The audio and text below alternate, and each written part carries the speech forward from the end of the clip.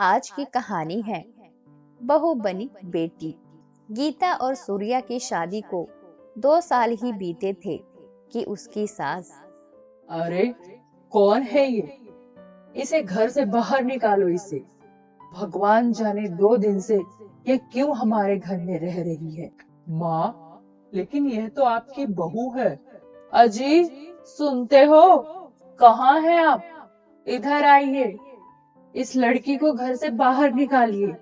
गीता की सास अपनी बहू गीता को बाहर निकालने के लिए पीछे ही पड़ जाती है और बेटा सूर्या अपनी माँ को रोकने की बहुत कुछ करता है।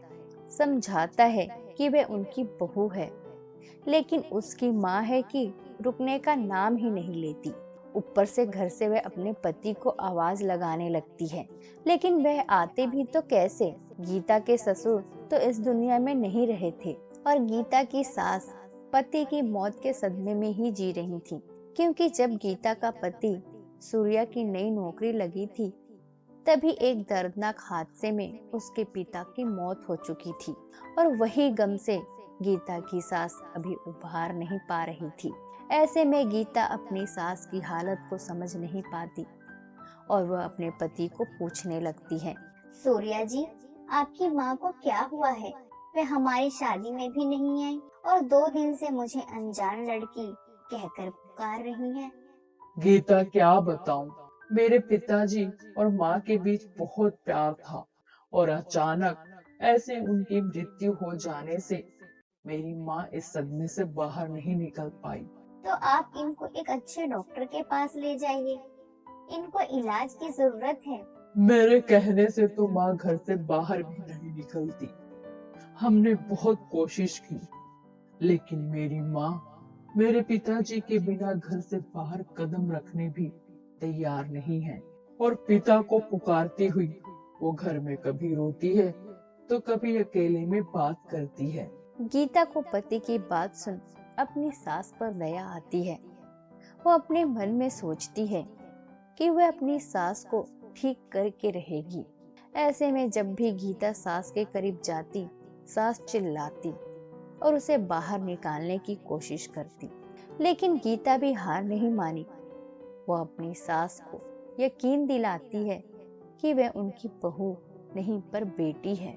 ऐसे में गीता अपनी सास का खूब ख्याल रखती है और धीरे धीरे गीता की सास अपनी बहू से परिचित होने लगी। ऐसे में एक दिन जब वह अपनी सास को घर से बाहर अपनी सास की दिमागी बीमारी के इलाज के लिए एक अच्छे अस्पताल ले जाने की कोशिश करती है तो पहले तो सास नहीं मानती, लेकिन फिर गीता कहती है, माँ, अब डरिए मत, आपकी बेटी है ना, और फिर क्या पता आपको वहाँ पिताजी मिल जाए। और अपनी बहू को ये बात सुन सास गीता के साथ अस्पताल जाने को तैयार हो जाती है और पूरे रास्ते में अपने पति को पूछती है और गीता हर बार कहती है, शायद पिताजी आगे मिल जाए। और ऐसे ही गीता अपनी सास को अस्पताल लेकर तो आती है, लेकिन इलाज के लिए वह सास को वहीं छोड़ना पड़ता है। ऐसे में गीता अपनी सास को अस्पताल भर्ती करती है और घर आकर अपने पति से कहती है तो पति, अरे गीता, तुमने माँ को ऐसे कैसे छोड़ दिया? मुझसे एक बार पूछा तो होता। अगर मेरी माँ को कुछ हो गया तो मुझसे पूरा कोई नहीं होगा। गीता का पति गीता पर गुस्सा होता है और गीता समझाती है, देखिए, आप गुस्सा मत करिए, माँ जी को इलाज की जरूरत थी, वरना उनकी हालत और खराब हो जाती। बस थोड़े दिनों की ही बात है। अगर माँ जी ठीक नहीं हुई तो आप मुझे तलाक दे दीजिएगा, मुझे ये मंजूर होगा, लेकिन माँ जी को वहाँ इलाज के लिए ही रहने दीजिए। मैं उनको देखने रोज अस्पताल जाया करूंगी और उनके साथ वक्त बिताऊंगी। और गीता की यह बात सुन पति सूर्य चुप हो जाता है और वहां से चला जाता है, लेकिन गीता अपनी सास के लिए जी जान से कोशिश करती है कि वह ठीक हो जाए। ऐसे में वो हर रोज अस्पताल जाती है, दवाइयाँ, खाना पीना सब अच्छे से ध्यान रखती है।